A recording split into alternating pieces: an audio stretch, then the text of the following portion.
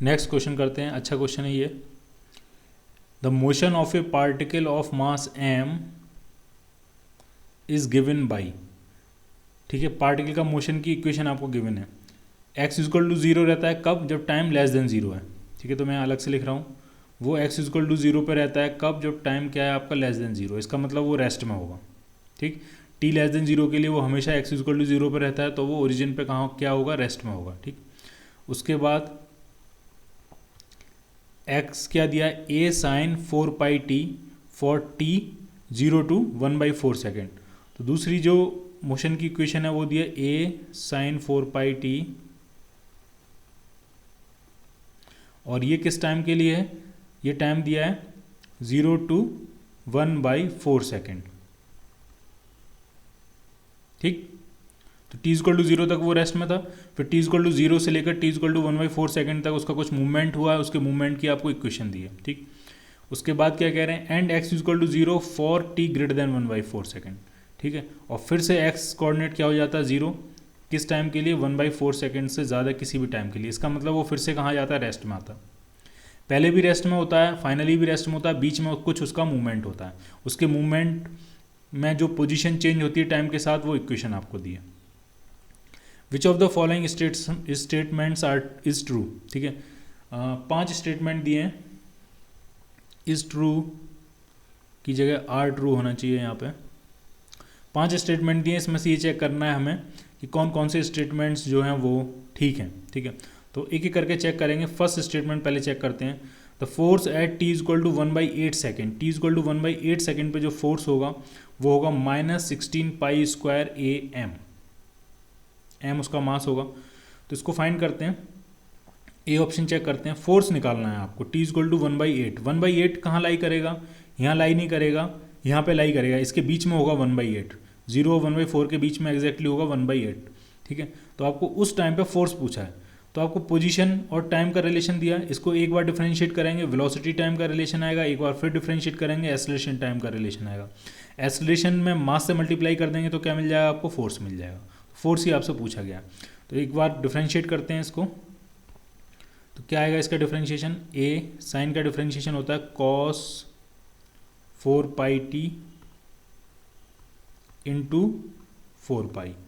एक बार फिर डिफरेंशिएट करेंगे तो एक्सेलरेशन मिल जाएगा, ए cos का डिफरेंशिएशन होता है माइनस साइन 4πt, और एक 4π पहले से है, एक 4π और आएगा तो ये हो जाएगा 16π²। तो एक्सेलरेशन कितना आ गया, तो एक्सेलरेशन आपका आ गया -16π² A साइन 4πt। क्लियर। तो फोर्स कितना आएगा, तो फोर्स होता है मास इंटू एक्सेलरेशन, तो इसी एक्सेलरेशन में बस मास से मल्टीप्लाई कर देंगे तो ये हो जाएगा -16π² AM, और ये क्या हो जाएगा साइन 4πt।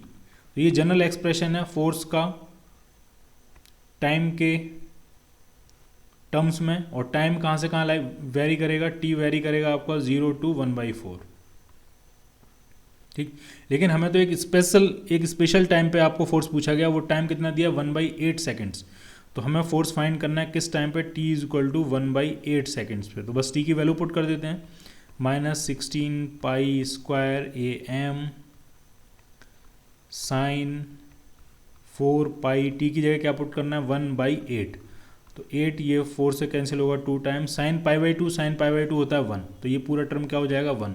तो फोर्स निकल आया, आपको जो पूछा था फोर्स, तो वो वही आया है जो क्वेश्चन में दिया था ऑप्शन में, 16π² AM, ठीक। इसका मतलब फर्स्ट ऑप्शन जो है वो आपका करेक्ट है, -16π² AM, इसका मतलब फर्स्ट ऑप्शन आपका करेक्ट है।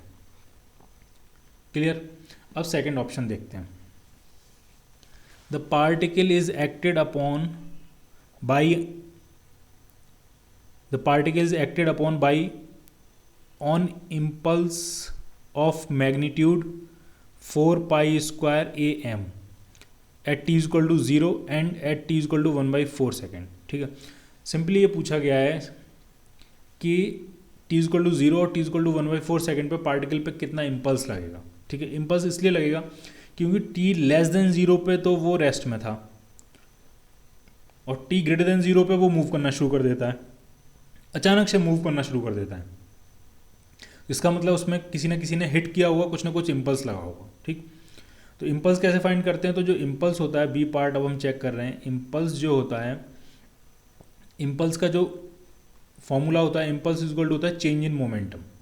चेंज इन मोमेंटम क्या होगा? Mass into final velocity minus initial velocity. Since initial velocity क्या है इसकी? 0, वो रेस्ट में, तो जो इम्पल्स हो जाएगा वो सिंपली हो जाएगा mass into final velocity. Final velocity कैसे निकालेंगे? पहले हम इम्पल्स फाइंड कर रहे हैं t इज इक्वल टू 0 पे, ठीक। तो वो वेलोसिटी का एक्सप्रेशन हमने ये फाइंड किया हुआ है, और हमें t इज इक्वल टू 0 पे वेलोसिटी चाहिए, तो t की वैल्यू इसमें क्या पुट कर देंगे? 0। और जैसे ही आप इस एक्सप्रेशन में t की वैल्यू 0 पुट करोगे, cos 0 क्या होता है? तो cos 0 हो जाता है 1, तो वेलोसिटी आ जाएगी t इज इक्वल टू 0 पे 4 पाई a। तो मैं सारी वैल्यू पुट कर देता हूँ, तो इम्पल्स आ जाएगा मास, वेलोसिटी कितनी है? 4 पाई a। तो इम्पल्स का जो मैग्नीट्यूड आ रहा है वो आपका आ रहा है 4 पाई a इंटू एम, जबकि क्वेश्चन में दिया 4 pi square a into M. तो या तो ऑप्शन बी गलत है, और अगर ऑप्शन बी को सही करना है तो यहाँ से हम पाई स्क्वायर को हटा के सिर्फ क्या कर देंगे? पाई कर देंगे। क्लियर? इसी तरह से t इक्वल टू 1/4 सेकेंड पे देखना है, तो यहाँ पे क्या पुट करेंगे? t की वैल्यू 1/4। तो जब आप 1/4 पुट करोगे तो 4 से 4 कैंसिल हो जाएगा, cos पाई आएगा। cos पाई कितना होता है? तो cos पाई होता है आपका -1। तो अभी मैग्नीट्यूड जो है वो इतना ही आने वाला है। जरा इसको भी सॉल्व कर लेते हैं। अब हम देख रहे हैं t इक्वल टू 1/4 पे, तो फिर से वही इम्पल्स जो होता है वो क्या होता है? Change in momentum. Change in momentum क्या होगा? Final velocity minus initial velocity. अब t इक्वल टू 4 के बाद जो वेलोसिटी है वो 0 हो गई है। क्या क्या कह रहा है वो? x इक्वल टू 0 हो जाता है फिर से कब? जब t ग्रेटर देन 1/4 होता है, यानी t इक्वल टू 1/4 के बाद जो है वो वेलोसिटी 0 हो रही है, यानी फाइनल वेलोसिटी तो क्या हो जानी है आपकी? 0। इनिशियल वेलोसिटी क्या होगी? तो इनिशियल वेलोसिटी अभी हमने देखी, वेलोसिटी का एक्सप्रेशन कितना आया था? 4 pi a cos 4 pi t। तो मैं अलग से लिख रहा हूँ इसको। वेलोसिटी का जो एक्सप्रेशन है वो है 4 pi a cos 4 pi t। t की वैल्यू क्या पुट करेंगे? 1/4। तो जब t की वैल्यू यहाँ 1/4 पुट करोगे तो 4 से 4 कैंसिल, cos पाई होता है -1। तो वेलोसिटी आपकी आ गई -4 पाई a इनिशियल वेलोसिटी। तो यहाँ पुट कर देते हैं, माइनस माइनस प्लस हो जाएगा, तो वही आंसर आना है m से मल्टीप्लाई करके 4 पाई a इंटू एम। तो इम्पल्स जो लग रहा है वो कितना लग रहा है? t इक्वल टू 0 और t इक्वल टू 1/4 पे 4 पाई a इंटू एम। लेकिन ऑप्शन में आपको दिया है 4 पाई स्क्वायर, तो या तो वहाँ से स्क्वायर हटाओ या फिर वो ऑप्शन गलत है। क्लियर?